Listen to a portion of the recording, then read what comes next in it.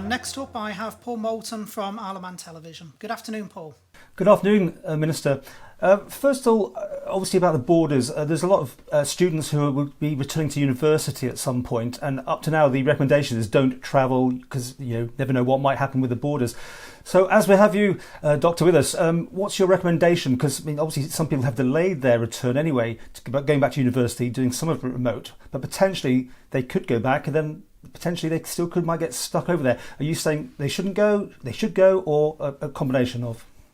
I think that's a very good question, Paul. And as we've said before, it comes down to the individual making the best decision for them. I know that some students have had to go back. Some students never came back at Christmas time because they had assignments to do, they had placements to do, and they weren't able to come home for that period. I've been talking with quite a few students who have had to make that decision.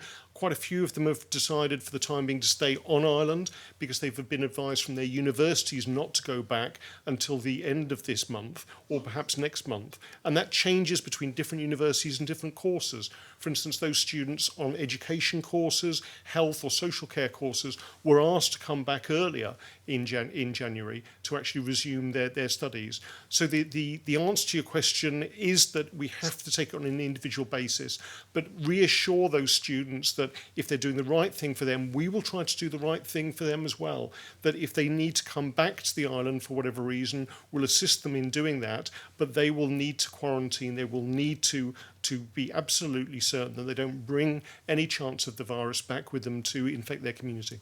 Because I think you were saying it could be as late as May before we can start releasing things. So you will have the end of the next term, and there could be a potential rush back at the end of that particular semester. I think a lot we've seen over the Christmas period the responsibility that students have had for doing the right thing, for looking after their community. They've behaved in an impeccable way in terms of coming back, quarantining, sometimes the second or third time in their very short student careers to actually do the right thing here. So I'm not worried about people rushing back. I think what we are seeing is that students are reappraising what they want to do over the coming months. They're taking advice from their universities, and certainly for those staying on the island, we're trying to support them as much as possible, making the facilities at UCM available, but also some of the pastoral care and some of the careers advice that they may need as well while they're on the island to make the best of their education and make the best of the time that they've got. Yeah, I think Paul's students have acted exceptionally responsible as a cohort. In fact, many of them will have seen the devastating effects of the virus in the UK where they've been. So I think it's been more at the forefront of their mind as a group.